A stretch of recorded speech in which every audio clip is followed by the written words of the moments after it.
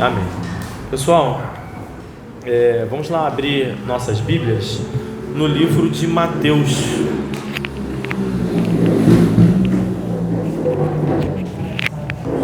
Vamos ler o livro de Mateus, capítulo 26. Mateus, capítulo 26.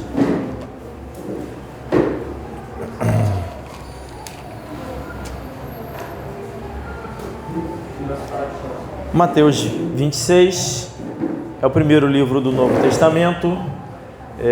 Os irmãos acharam aí? Amém? A Mateus 26, verso 26, diz assim a palavra de Deus, nós vamos ler até o 30. E quando comiam, Jesus tomou o pão e, abençoando-o, o partiu e deu aos discípulos e disse: Tomai, comei, isto é o meu corpo. E tomando o cálice e dando graças, deu-lhe dizendo: Bebei dele todos, porque isto é o meu sangue, o sangue do Novo Testamento, que é derramado por muitos para a remissão dos pecados.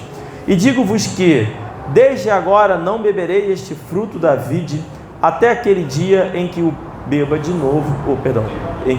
novo convosco no reino de meu Pai. E tendo cantado o hino, saíram para o monte das Oliveiras. Amém? Que o Senhor abençoe a leitura dessa palavra. Esse texto é um texto que narra um momento muito conhecido na Bíblia, que é a última ceia, tá? A última ceia ali com o Senhor Jesus e os apóstolos se reuniram para celebrar a Páscoa nessa última ceia. O último momento que o Senhor Jesus teve com os seus discípulos em uma última refeição antes da sua morte e posterior ressurreição. Depois de ressurreto, não sei se os irmãos se lembram, mas Jesus teve algumas refeições já ressurreto com os discípulos, né? Não sei se vocês lembram, os discípulos estavam lá, encontraram com Jesus, estava lá preparando um peixinho assado para eles no mar. Muito bem. Esse momento que relata a ceia é o foco, é a ênfase que eu gostaria de dar hoje, e é justamente sobre o qual nós estudaremos, nós aprenderemos e, pela condução do Espírito Santo, vamos nos debruçar hoje. A ceia do Senhor, tá? Talvez possa parecer que seja um tema que nós já conheçamos muito bem. O que é a ceia, como ela funciona, para que serve, tudo isso nós vamos estudar hoje. Mas eu gostaria de, se puder, tentar enriquecer um pouco aquilo que nós já temos nas nossas mentes, né? Com nós que vivemos, né? Crescemos na igreja, vimos, testemunhamos, participamos da ceia muitas vezes, mas nem sempre nós temos a oportunidade de estudar e ouvir uma pregação sobre isso, tá bom? Hoje nós vamos tentar enriquecer um pouco aquilo que é a ceia do Senhor à luz do texto, tá, irmãos? Então, logo de cara, nós vamos avaliar, analisar esse texto de Mateus 26, no verso 26. O texto diz lá que todos eles estavam comendo enquanto Jesus tomou o pão, não é isso? Enquanto Jesus tomou o pão, todos estavam comendo. Pergunto, o que é que eles estavam comendo? Será que isso é importante? Será que não é importante? Eu fechei aqui, deixa eu abrir lá de novo. Deixar aberto aqui. Vamos ler, ainda com Mateus 26, se você estiver aberto aí, vamos ler o verso 2, tá bom? Voltando um pouquinho, o verso 2. Jesus Cristo então vai dizer o seguinte: Bem sabeis que daqui a 2 dias é a Páscoa, e o Filho do Homem será entregue para ser crucificado. Tá bom? Então, de cara, a gente percebe que os apóstolos estavam todos comendo com Jesus, e no meio dessa ceia, no meio desse jantar, Jesus pegou o pão, partiu o pão. Pula para o verso 17, a gente já percebeu aqui que estava nas vésperas da Páscoa, não é isso? E que Jesus queria que iria participar da Páscoa. Nós vamos ver agora no verso 17. E no primeiro dia da festa dos pães ázimos, chegaram os discípulos a Jesus, dizendo-lhe: onde queres que te façamos os preparativos para comeres a Páscoa? E ele disse: ide à cidade. Aí, só os irmãos estão abertos aí no verso 17. Olha um adendo interessante, porque nós tivemos essa percepção aí recentemente. Quando esse texto, no verso 18, diz aí, e ele disse, quem é esse ele? É o próprio Jesus. Por que eu estou dando a ênfase nisso? Que nem sempre a Bíblia vai utilizar ele em letra maiúscula para se referir a Jesus. Amém, irmãos? Amém. Não é interessante? Então, só porque a gente teve esse debate aqui num dos nossos escola bíblica sobre Jó. Nem sempre vai ter. Mas claramente está se referindo de Jesus, e dependendo da sua versão de Bíblia, depois de 2 pontos estará em vermelho, como é o caso da minha aqui. E disse ele: ide à cidade a um certo homem e diz-lhe: o mestre diz, o meu tempo está próximo, em tua casa celebrarei a Páscoa com os meus discípulos. E os discípulos fizeram como Jesus lhe ordenaram e prepararam a Páscoa. Verso 20. E chegada a tarde, assentou-se à mesa com os 12. Então, irmãos, está claro aqui que Jesus e os seus discípulos estavam assentados à mesa para comer o quê? A Páscoa. Era a celebração da Páscoa. É claro que a Páscoa aconteceria não naquele dia, né, mas 2 dias depois, mas Jesus sabia que seria crucificado, afinal, Jesus Cristo é a Páscoa, então ele quis celebrar a Páscoa um pouquinho antes ali, na festa dos dias dos pães ázimos. Qual era o alimento da Páscoa?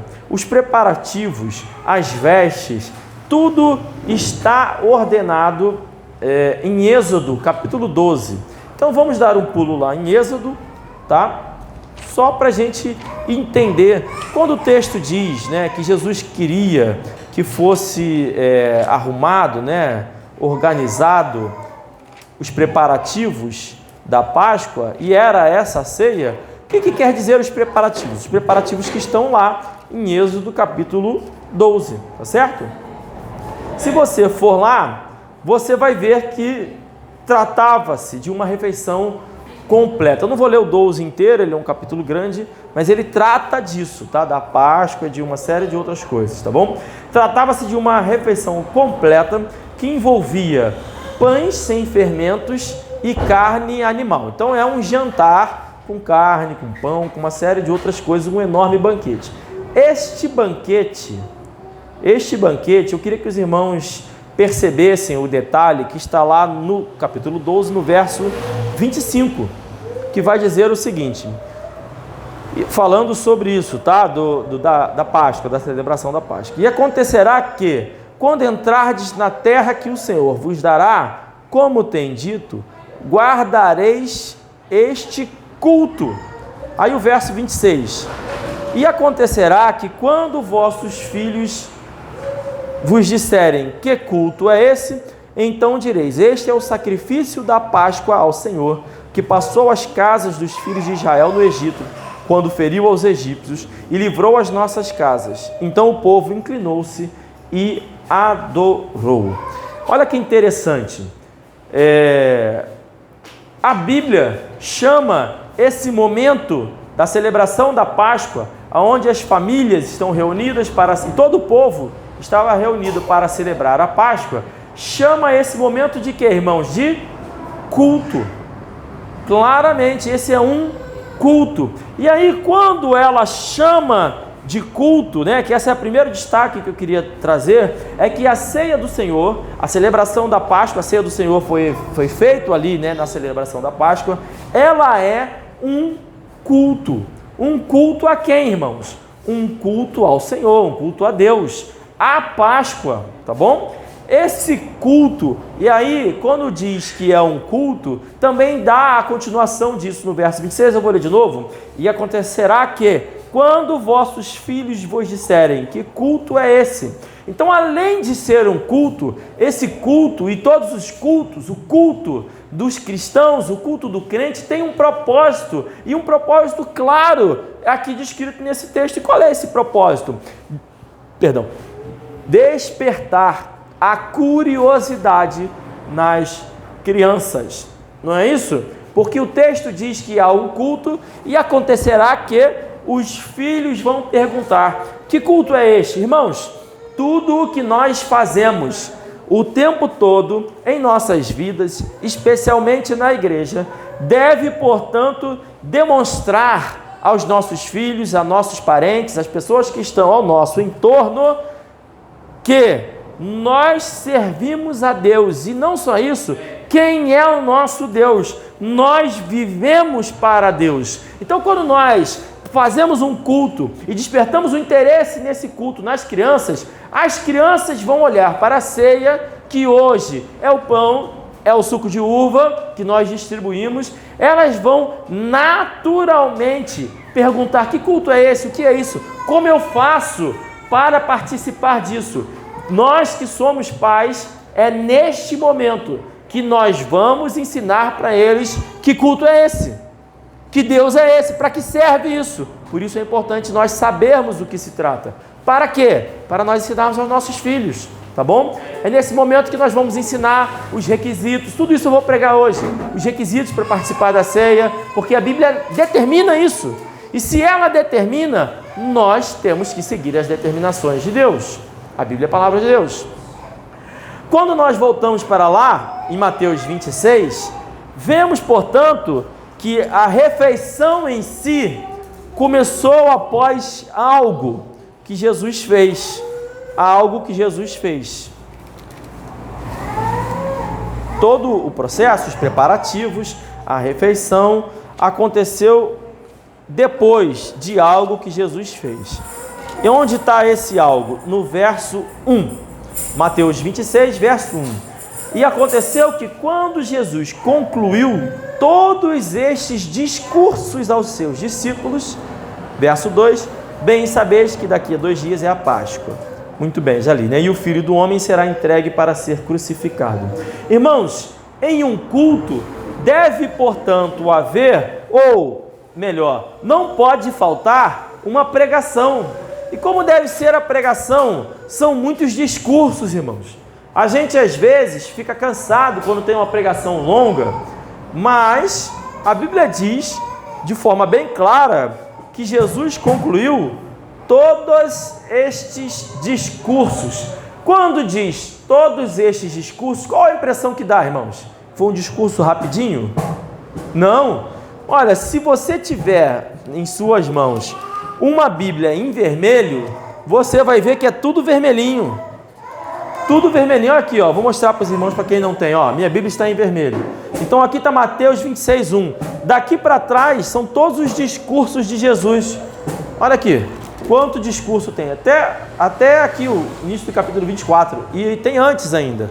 Então Jesus fez discurso sobre o fim dos tempos, sobre os últimos dias, sobre um monte de coisa.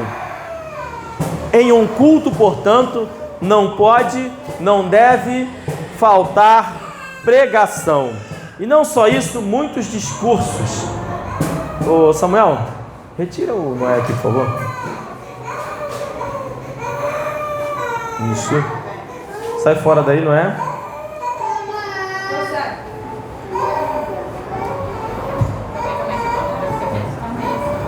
Pronto.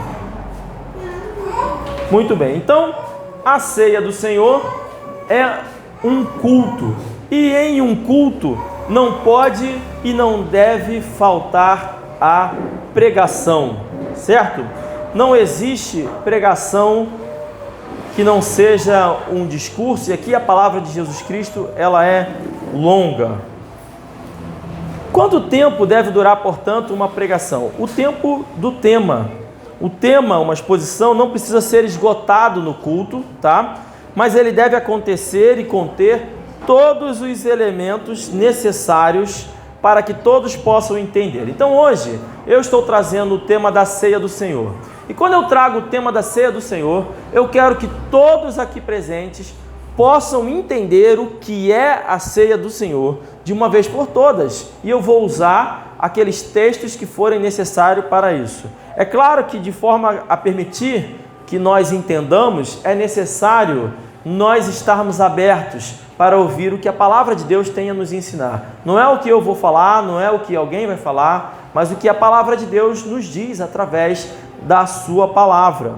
Então a Bíblia já disse aqui que houve o discurso de Jesus, que era muito discurso, teve a pregação, e depois da pregação o momento de comunhão, a refeição que eles fizeram, que era a Páscoa, celebração da última ceia. E até que chegou certo momento onde houve o partir do pão, onde é dado graças pelo pão e distribuído aos irmãos. Então a seguir tem o cálice, o vinho, enfim, suco de uva. Olha, eu pulei aqui, eu acho. Muito bem. Agora eu vou tratar a respeito do vinho, tá? Do vinho, que é o elemento da ceia. Eu acho curioso. Engraçado, eu acho que eu pulei alguma coisa aqui. Eu vou na minha anotação aqui.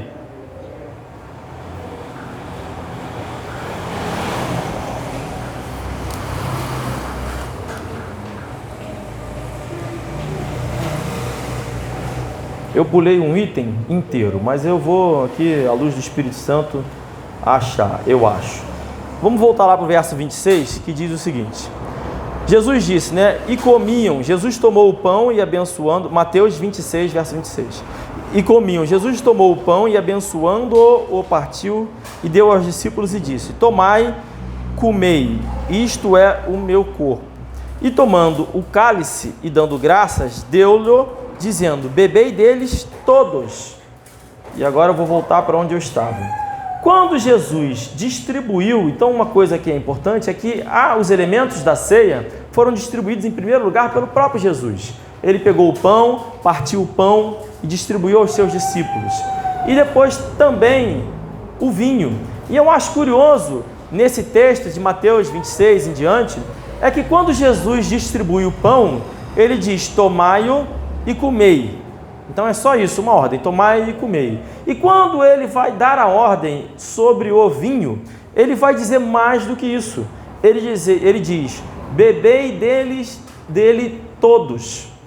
Mas o que isso quer dizer? Ele poderia ter dito, por exemplo, como disse no pão: bebei, e não só bebei todos. Por que ele disse bebei deles todos? Eu acho formidável isso, eu acho impressionante, e vou dizer o porquê. Na prática não tem muita diferença, todos eles comeram do pão e beberam do vinho, mas fica aqui o ensinamento: todos ali comeram, mas Jesus quis dar uma ênfase a beber todos. E por que isso é interessante, tá? Que ninguém deixasse de beber o vinho. Não quero me atentar muito em ficar discutindo o motivo disso, tá? Apesar de ter passagens na Bíblia que tratam sobre isso. Mas o que me chama a atenção é que é óbvio que era para todos comerem e beber. Apesar disso, Jesus deu essa ênfase. Irmãos, o diabo, ele vai inverter tudo o que Jesus dá ênfase. Por mais ínfimo que seja o detalhe, o diabo vai inverter. Então, por exemplo, tem igreja por aí que se diz cristã, mas que não é cristã, e por não ser cristã, ela inverte a pregação de Cristo. Jesus Cristo deu a ênfase a beber todos, ou seja, a ninguém ficar sem beber. Eu não sei se os irmãos sabem, mas tem gente por aí que quando vai fazer a ceia, distribui apenas o pão e não o vinho. Vocês sabiam disso? Isso acontece nas igrejas católicas. Eles distribuem apenas o pão e não o vinho. E isso é errado, é curioso isso. Porque Jesus deu a ênfase. Não precisava. É óbvio que todo mundo comeu o pão, é óbvio que todo mundo bebeu o vinho, eram só ele e seus discípulos, ele deu para todo mundo, mas ele deu a ênfase. Ele falou: olha, bebei todos, não fica ninguém sem beber. E quando é feito lá a Eucaristia, o padre entrega o pão, mas não entrega o vinho. ele restringe. E por que ele faz isso? Porque não é uma igreja cristã. E por não ser uma igreja cristã, ele vai inverter a ênfase de tudo o que Cristo enfatiza. Se Jesus Cristo enfatizou para beber o vinho, essa igreja que não é cristã vai tirar o vinho. E eu acho isso formidável, porque tudo predito. Na igreja não cristã, o vinho é restrito e o pão é para todos.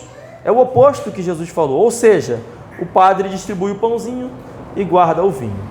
Terceiro lugar nesse texto que eu queria ressaltar é que a Bíblia diz aí no final aí, né? No verso 30, e tendo cantado o hino, saíram para o Monte das Oliveiras. Isso é muito curioso, é muito bacana, que todos cantaram um hino. Não diz qual foi o hino, mas todos cantaram um hino. Irmãos, igreja é local de culto, como a gente já viu aqui, e é local de louvor, onde nós cantamos os nossos hinos, entoamos os nossos hinos.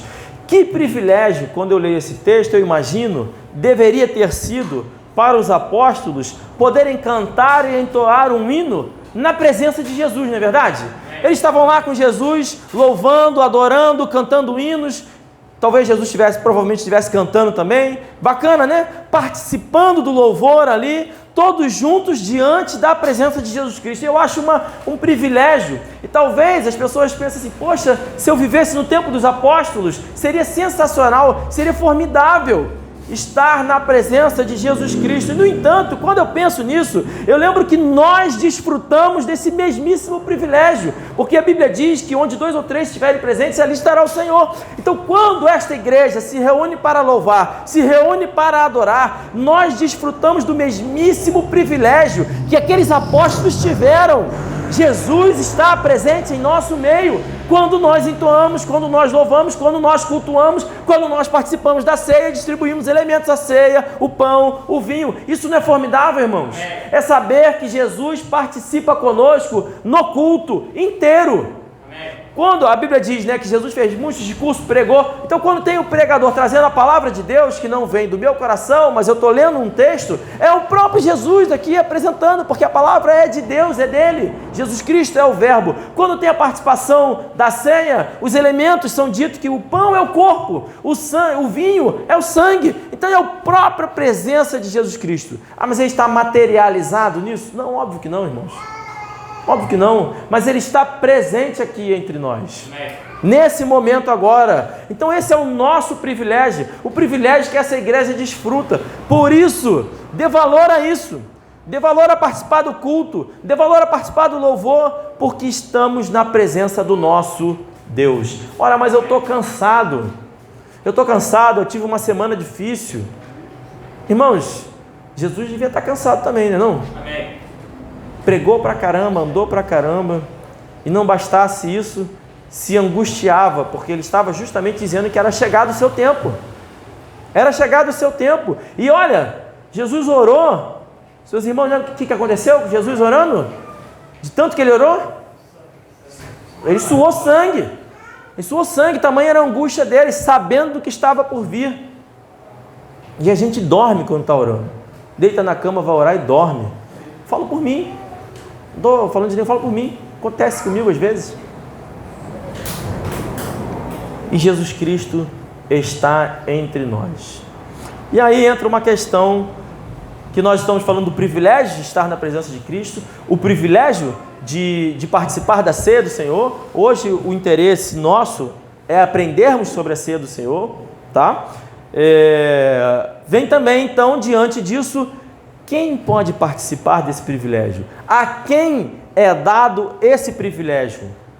É importante entender que aqui, eu já disse, é a celebração da Páscoa, essa última ceia é a celebração da Páscoa, e lá em Êxodo capítulo 12 é todo o ensinamento de como deveriam ser os preparativos da Páscoa, e portanto também tem a analogia da ceia. É importante entendermos que a Páscoa, e portanto igualmente a ceia, não era um evento público, não era aberto a qualquer um. Jesus não fez isso lá quando fez a multiplicação dos pães. Ele fez a multiplicação dos pães e dos peixes, mas ele não distribuiu pão e vinho e fazer isso em memória de mim. Ele não fez isso. Isso não é um evento público. É importante entender isso. Jesus estava no íntimo, aqueles discípulos mais chegados. Em outra passagem, Jesus chega a enviar 70 discípulos, então ele tinha mais discípulos do que aqueles 12, mas nesse momento, são aqueles 12 os mais íntimos. Então eu vou convidar os irmãos a voltarem lá em Êxodo, porque a celebração da ceia, é uma continuação, portanto, da celebração da Páscoa, que foi feita pelo próprio Senhor Jesus Cristo. E lá na Páscoa, quando vai trazer as ordenanças da Páscoa, vai dar alguns critérios também. E esses critérios não estão na Bíblia à toa, eles têm um propósito. No Êxodo capítulo 12, verso 43, vai dizer o seguinte: disse mais o Senhor a Moisés e a Arão: esta é a ordenança da Páscoa, nenhum filho do estrangeiro comerá dela. Tem dúvida disso? Poderia ser mais claro que isso? Nenhum filho do estrangeiro comerá dela. Então, na Páscoa, na celebração, da Páscoa, a nenhum filho de estrangeiro era permitido celebrar a Páscoa. Aí eu vou pedir para os irmãos, então, pularem para o verso 46, que vai dizer o seguinte: numa casa, ou seja, em uma única casa, se comerá. Não levarás daquela carne fora da casa, nem dela quebrareis osso. Verso 47, toda a congregação de Israel o fará. Ou seja, todo o povo de Israel que estava no Egito, aqui aprendendo pela primeira vez o que era a Páscoa, e assim, como um memorial que deveria ser repetido por todas as gerações futuras, conforme a gente já leu antes, toda a congregação de Israel deveria celebrar a Páscoa. Como? Em uma casa, cada um na sua casa. Eu não vou ficar passeando pelo texto, mas ainda vai dizer, em outra ocasião, que se cada um mataria o seu animal, passaria o sangue nos umbrais, né? E que a família deveria comer aquele animal. Mas se o animal fosse grande para uma família só, aí sim, juntaria outra família. Não é isso? O que representa a Páscoa? O que representa a Páscoa? A Páscoa é a representação pública, onde se coloca o sangue do cordeiro nos umbrais, e o Espírito do Senhor passou e matou os egípcios, mas salvou o seu povo. A Páscoa é o ensino, é o modelo, é a representação que nos mostra que há uma condenação ao Egito, e essa condenação hoje é ao mundo, e existe uma salvação aos filhos de Deus. Então, quando o texto diz, olha, todo estrangeiro não comerá, não celebrará dela, está dizendo que a Páscoa, a ceia, é para aqueles que são salvos e não estão condenados. Em cada casa. O que nós aprendemos com isso? Que a ceia do Senhor, ela é para os íntimos. Não só os que estão salvos, mas para com os íntimos. No verso 48 vai dizer: porém, se algum estrangeiro... Então presta atenção, nenhum estrangeiro pode celebrar a ceia junto. No entanto, e se tiver um estrangeiro lá? E ele quiser participar? Aí o texto também vai dizer: porém, se algum estrangeiro se hospedar contigo. Então é para comemorar e celebrar cada um na sua casa. Mas você está recebendo na sua casa um visitante, uma pessoa, um amigo, sei lá, está lá, um estrangeiro, que não é filho de Deus, mas está lá na sua casa. Não faz parte do povo de Deus.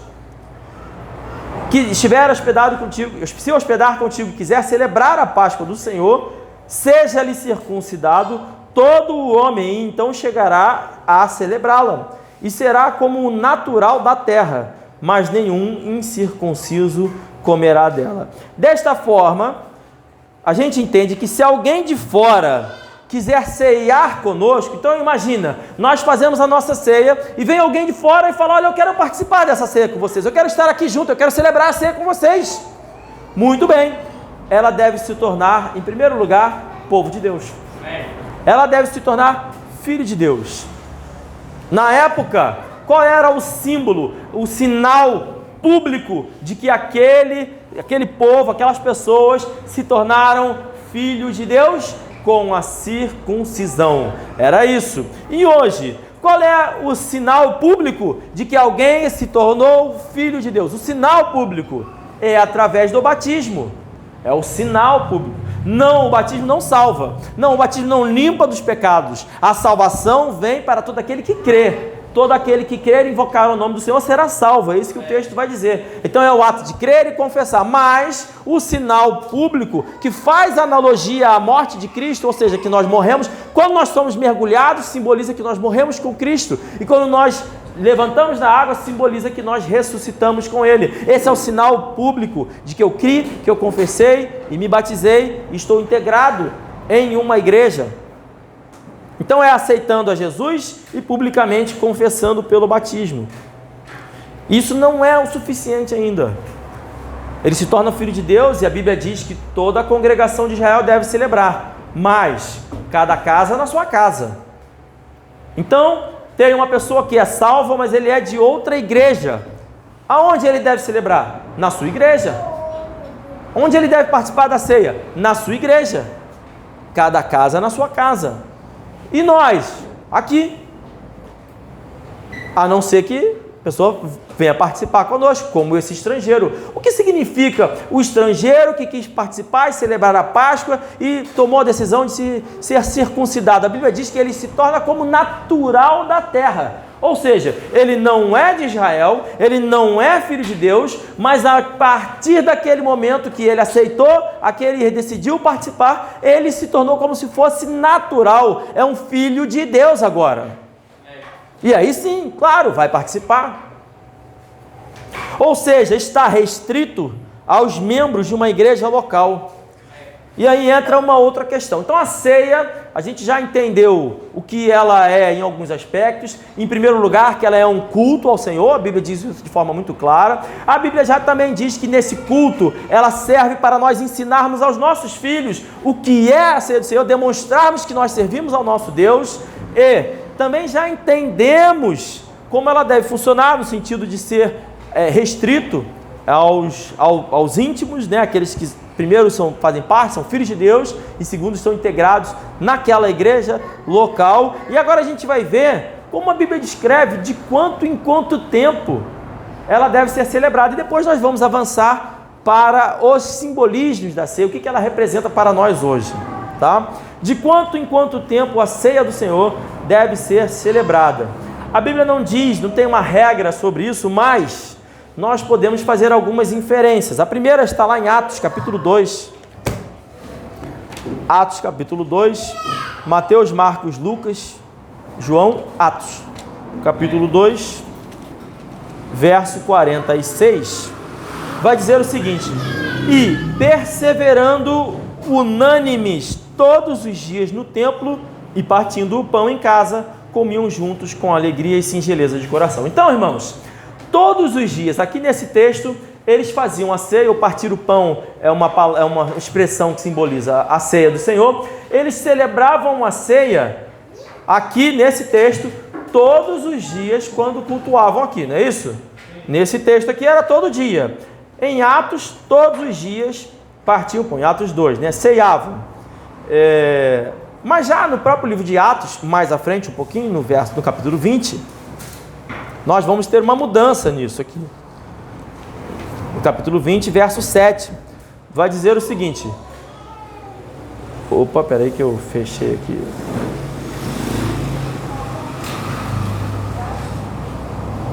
Ai, meu Deus. Tá, verso 7. E no primeiro dia da semana, ajuntando-se os discípulos para partir o pão, então partir o pão é a ceia, Paulo, que havia de partir no dia seguinte, falava com eles e prolongou a prática até a meia-noite. Tá vendo aí, irmãos? E vocês aí dizendo que a minha pregação demora, hein? Paulo ficou lá até meia-noite lá, tá? Atos 27, a gente percebe então que primeiro, lá no capítulo 2, as pessoas iam se convertendo, iam se integrando, iam aceitando a Jesus, iam participando, e quando eles celebravam a ceia, faziam a participação, o partir do pão, todos os dias que eles cultuavam. E aqui, passou a ser no primeiro dia da semana, não é isso? E no primeiro dia, ajuntando-se os discípulos para partir o pão.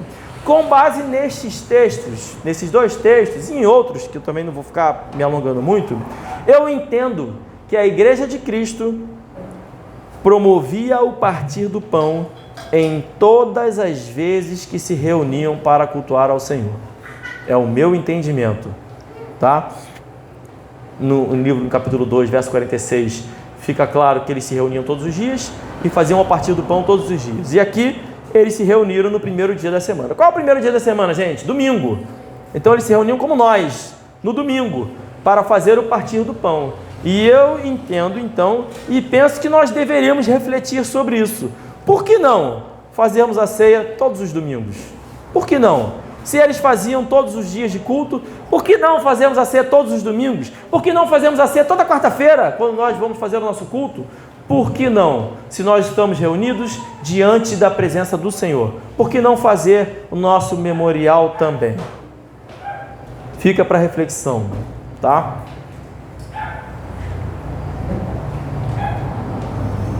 E aí vem a próxima pergunta. Afinal de contas, o que é a ceia do Senhor? O que vem a ser a ceia do Senhor? A gente já viu que tem a sua analogia lá na Páscoa. A gente já viu que a Páscoa é um momento de nós entendermos que há uma condenação para o mundo e há também uma salvação para aqueles que são filhos de Deus. E o que é a ceia? A ceia é, em primeiro lugar, um memorial, tá? E aí, para deixar isso bem claro, nós vamos dar um pulo lá em Lucas, capítulo 22. A ceia é um memorial. Lucas capítulo 22, verso 19.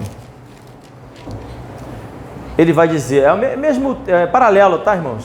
Mesma história, mas agora no Evangelho de Lucas.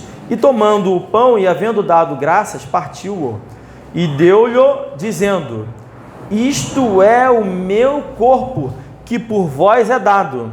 Fazei isto em memória de mim. Em memória de mim. Tem dúvida quanto a isso, gente? É um memorial. O próprio Jesus está dizendo, ele que disse: fazei isto, participai da ceia, partir do pão, tomai, celebrai juntos, em memória de mim. Em memória de mim. Paulo também vai repetir as mesmíssimas palavras lá em 1 Coríntios 11, que é o texto mais usado para se tratar da ceia, 1 Coríntios 11, 24, que vai dizer: e tendo dado graças, o partiu e disse: tomai, comei, isto é o meu corpo, que é partido por vós, fazei isto em memória de mim. Ele repetiu as palavras de Jesus Cristo, também no verso 25, semelhantemente também, depois de cear, tomou um cálice, dizendo: este cálice é o novo testamento do meu sangue. Fazei isso todas as vezes que beberdes, em memória de mim. Então a primeira coisa que a gente entende que a ceia, ela é um memorial. A ceia não é um sacrifício. O sacrifício de Cristo já foi feito.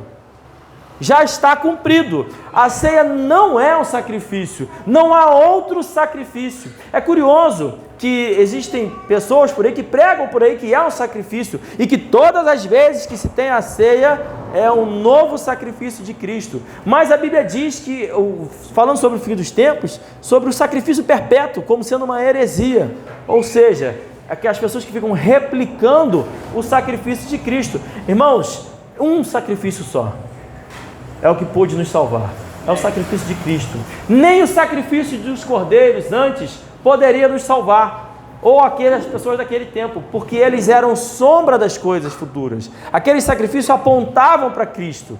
O verdadeiro sacrifício é Cristo. No Velho Testamento, no Novo Testamento, até o fim dos tempos, só há um jeito de ser salvo: pela fé. Amém. Não pelas obras. Não é o ato de sacrificar um cordeiro que salvaria alguém, mas é o ato de crer no sacrifício do cordeiro.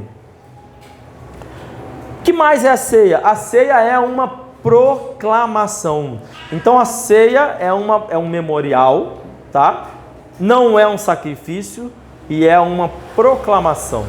Lá em 1 Coríntios, capítulo 11, verso 26, vai dizer: porque todas as vezes que comerdes este pão e beberdes este cálice, anunciais a morte do Senhor até que venha. Irmãos, com isso fica claro que não é um sacrifício. Eu estou anunciando a morte que já aconteceu, a morte do Senhor. Jesus Cristo morreu pelos nossos pecados. Morreu pelos nossos pecados. E é nosso trabalho, é o trabalho principal de uma igreja, é o trabalho nosso, de todos nós aqui, principal, é nossa obrigação como cristãos anunciar a Jesus Cristo. E nós fazemos isso também quando participamos da ceia do Senhor. A ceia do Senhor é o anúncio também da morte de Cristo. A Bíblia diz que o salário do pecado é a morte, não é isso? O salário do pecado é a morte. O que vem a ser o salário do pecado?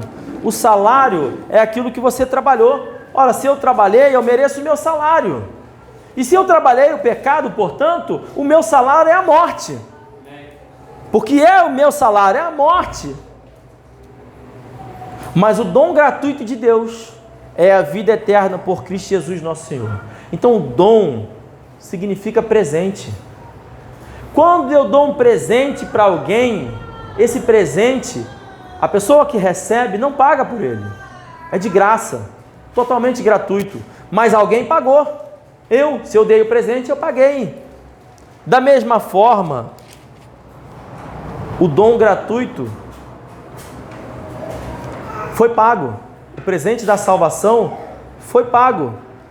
Romanos 5,8 vai dizer: mas Deus prova o seu amor para conosco. Qual é a grande prova de Deus? Qual é a grande prova do amor de Deus para conosco? Romanos 5,8. Mas Deus prova o seu amor para conosco, em que Cristo morreu por nós, sendo nós ainda pecadores. Então, quando eu participo da ceia, eu anuncio a morte de Cristo. E o que vem a ser a morte de Cristo?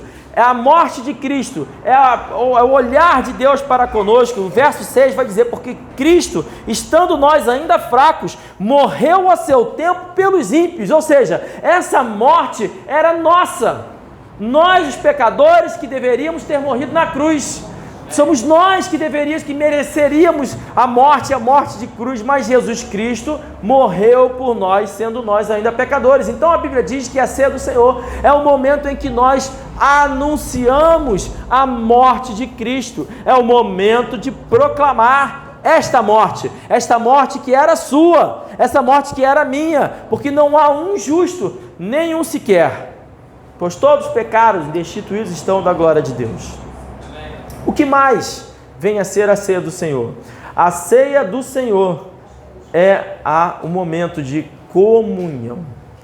É claro que é um momento de comunhão, não podia estar fora. Se eu disse que ela precisa ser, e nós entendemos aqui, à luz da palavra de Deus, que ela é restrita àqueles que são salvos, cada casa por cada casa, é um momento de refeição, de estar juntos. É óbvio que vai ser um momento também de comunhão. E quando eu digo comunhão, eu digo de uma forma tão profunda que talvez eu não seja capaz de entender a sua plenitude. Porque lá em 1 Coríntios capítulo 10, verso 16, vai dizer o seguinte: porventura, o cálice de bênção que abençoamos não é a comunhão do sangue de Cristo? O pão que partimos não é, porventura, a comunhão do corpo de Cristo? Porque nós, sendo muitos, somos um só pão e um só corpo. Então preste atenção nisso aqui. 1 Coríntios capítulo 10, verso 17, o apóstolo Paulo está dizendo que nós somos, sendo muitos, somos um só corpo. Ou melhor, um só pão. Nós somos um só pão e um só corpo, porque todos participamos do mesmo pão. Então aqueles que dizem por aí: olha, esse pão da Eucaristia é o corpo literal de Cristo, estão errados, irmãos, porque o texto está dizendo aqui: mas Jesus Cristo disse que era o pão da vida. Ele é o pão da vida, mas aqui está dizendo que eu também sou o pão, e não sou o pão, eu sou o mesmo pão. E todo aquele que participar da ceia, e aí qual é o critério? Pertencer à igreja, ser salvo e ser batizado. Todo aquele que participar da ceia, sendo muitos, são todos um só pão. Com quem? Com Cristo Jesus nosso Senhor. Então, beber o cálice, comer o pão, é termos comunhão com o sangue de Cristo e comunhão com o corpo de Cristo. Somos nós o corpo visível de Cristo nessa terra. O que isso quer dizer? Será que é algo místico? Será que é algo, sei lá, esotérico? Não, irmãos, comunhão é a realização de algo em comum. É isso. Tem nada demais, ou seja, termos comunhão com o corpo de Cristo, porque este nosso corpo, o meu corpo, vai morrer, irmãos. Um dia eu vou morrer. E vou falar uma coisa aqui que vocês vão ficar chateados comigo, vocês também. Vai todo mundo morrer. Todos nós morreremos um dia. Esse corpo aqui, que é carne, vai morrer. Mas eu fui lavado pelo sangue de Jesus. Pelo seu sangue. Através do seu sangue, da morte dele, com ele eu ressuscitarei. E aí sim eu tenho comunhão com ele. Essa é a comunhão. É a realização de algo em comum. João 6,51. Eu sou o pão vivo que desceu do céu. Jesus Cristo falando, né? Se alguém comer deste pão, viverá para sempre. E o pão que eu der é a minha carne, que eu darei pela vida do mundo. Ora, então qual é o pão? É a carne de Cristo que foi dado pelo mundo. Carne pura, sem pecado. Verso 52. Disputavam, pois, os judeus entre si, dizendo: como nos pode dar este a sua carne de comer? São cegos, surdos, não entendem as palavras de Jesus. Estão achando que Jesus estava dizendo para eles que ia pegar um pedacinho da sua carne e dar para eles comerem. Não entenderam o simbolismo do pão que representa a carne que foi dada na cruz. Verso 53.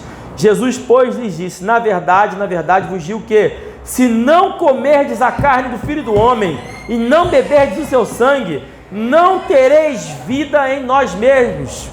Quem come a minha carne e bebe meu sangue tem a vida eterna, e eu o ressuscitarei no último dia. Agora pensa comigo, Jesus Cristo está prometendo uma vida eterna. Aí vamos supor que eu comi e recebi a vida eterna. Não seria uma completa heresia se eu dissesse para os irmãos: olha, mas você que comeu, que aceitou a Jesus, se tornou filho de Deus, se você se afastar da igreja, você perde essa comunhão. Seria, irmãos, porque a vida é eterna.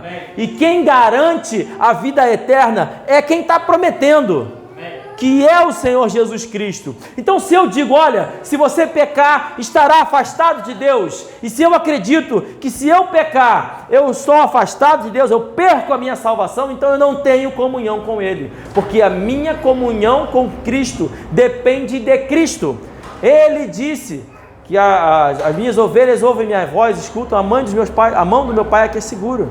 Nós estamos seguros pela mão de Deus. E quem é mais forte? Eu ou Deus? Eu não posso me arrancar das mãos do Senhor.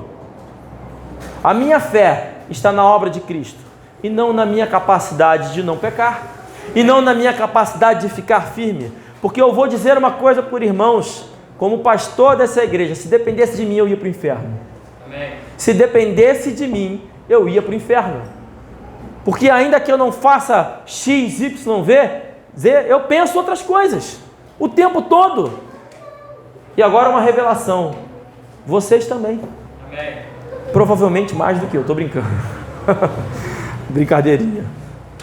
No caso de Paulo, disse que ele era o maior dos pecadores. Mas enfim. Quem come a minha carne, verso 54, de novo, e bebe o meu sangue, tem. Ele não diz terá, poderá ter, talvez tenha, se ficar firme vai ganhar. Quem come a minha carne e bebe o meu sangue tem a vida eterna, tem no tempo presente. Por isso que o João Batista, quando anunciava, ele dizia: é chegado o reino de Deus, porque o reino de Deus já chegou e está aqui entre nós. E aquele que recebe a Cristo tem a vida eterna, já recebeu a vida eterna nesta vida. Porque a minha carne verdadeiramente é comida, e o meu sangue verdadeiramente é bebida. Quem come a minha carne e bebe o meu sangue, permanece em mim e eu nele. Assim como o Pai que vive me enviou, eu vivo pelo Pai, assim que de mim se alimenta também, quem de mim se alimenta, também viverá por mim. Este é o pão que desceu do céu, não como de vossos pais, porque o povo achava que se tratava de maná, mas o maná era um simbolismo do verdadeiro pão que desceria do céu, Jesus Cristo. Que comeram o maná e morreram. Quem comer este pão viverá para sempre. Irmãos, você quer viver para sempre? Será que se você morresse hoje, você teria a certeza que estaria no céu? Sim. Mas eu pequei ontem. Eu tenho um amigo que estava dirigindo e ele disse que viu um outdoor enquanto dirigia. E no outdoor ele olhou para uma foto de uma mulher e, distraído olhando para a foto da mulher, passou acima da velocidade lá e levou uma multa. Aí ele brincando, ele falou: poxa, o flagrante do meu pecado. Ele ficou olhando lá na foto. Agora imagina se ao invés de ter levado a multa, ele tivesse batido de carro, distraído, batido de carro. E aí, olhando para a foto, ele morresse. Todos nós pecamos, irmãos. Todos nós pecamos o tempo todo. Amém. A Bíblia diz que até o pensamento do tolo é pecado. Então até quando você pensa besteira é pecado. Aquele que diz que não peca é mentiroso, é o que a Bíblia diz. Então quando eu digo, não, eu não peco não, então você é um mentiroso. Se você disser para mim que não peca, é um mentiroso. Como é que eu faço para ter a vida eterna então? Como é que eu faço para receber o dom gratuito de Deus? Está lá em Romanos, capítulo 10. Romanos capítulo 10, verso 9, vai dizer: a saber, se com a tua boca confessares ao Senhor Jesus, e em teu coração creres que Deus o ressuscitou dentre os mortos, será salvo. Você precisa crer na morte de Cristo? Claro. Mas Jesus Cristo, e a Bíblia diz que a gente tem que anunciar a morte dele, ele morreu mesmo pelos nossos pecados, mas ele não permaneceu morto. Jesus Cristo ressuscitou, e através da sua ressurreição, nós entendemos hoje de manhã que Jesus Cristo é a primícia, o primeiro da ressurreição. Através da sua ressurreição, todos nós ressuscitaremos com ele, aqueles que o receberam como seu Senhor e Salvador. Verso 13: porque todo aquele que invocar ao nome do Senhor será salvo. É uma promessa. Ora, eu talvez não tivesse certeza de que se morresse hoje, iria para o céu. Então é preciso invocar ao nome do Senhor. A Bíblia está claro: todo aquele que invocar ao nome do Senhor será salvo. A gente sai para fazer evangelismo e muitas vezes a pessoa até entende, até diz que crê, mas na hora que você pergunta para ela se ela gostaria de invocar, de orar, ela não faz, porque tem vergonha. Jesus Cristo disse que aqueles que se envergonharem dele, ele os envergonhará deles também, não os receberá como seus filhos. É preciso ter coragem, irmãos. O mundo não quer que você vá para o céu, lógico que não, quer você no inferno, quer a sua família destruída.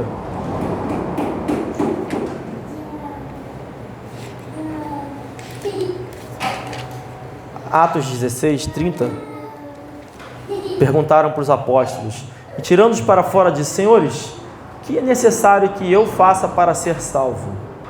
O que é necessário que eu faça para ser salvo? O que eu preciso fazer para ser salvo? O que é que eu preciso fazer para ir para o céu? Tem gente hoje em dia que nem sabe mais que essa é uma pergunta importante. Está indo para o inferno e não se importa. Mas estes homens aqui, desesperados, perguntaram para os apóstolos: o que eu preciso fazer para ser salvo? E os apóstolos responderam e disseram no verso 31, e eles disseram: crê no Senhor Jesus Cristo e serás salvo tu e a tua casa.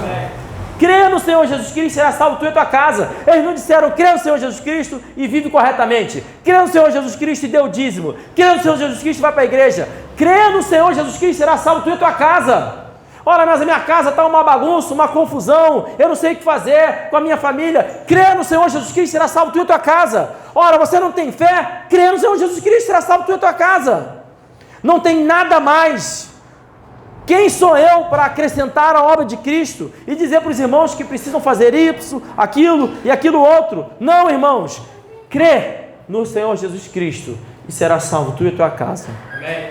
Eu li que é preciso invocar ao nome do Senhor. E eu vou deixar em aberto. Talvez tenha alguém aqui que chegou aqui sem certeza da salvação. Nunca pensou nisso. Nunca pensou que poderia morrer agora, acontecer qualquer coisa, sair daqui, ou ter uma parada cardíaca. Não pensou. E agora pensou: se eu morrer, eu vou para o céu. E talvez queira ter essa certeza, essa garantia que é dada por Cristo. E se for o seu caso, eu te convido a dizer isso publicamente, com coragem: eu creio no Senhor Jesus Cristo. Eu creio no Senhor Jesus Cristo. A Bíblia diz: todo aquele que crê, invocar, será salvo. É uma promessa. Eu não vou ficar insistindo, é só uma pergunta.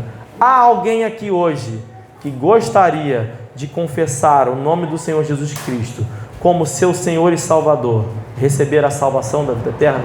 Se houver, eu peço que se manifeste. Amém. Amém. Pode encerrar então o vídeo.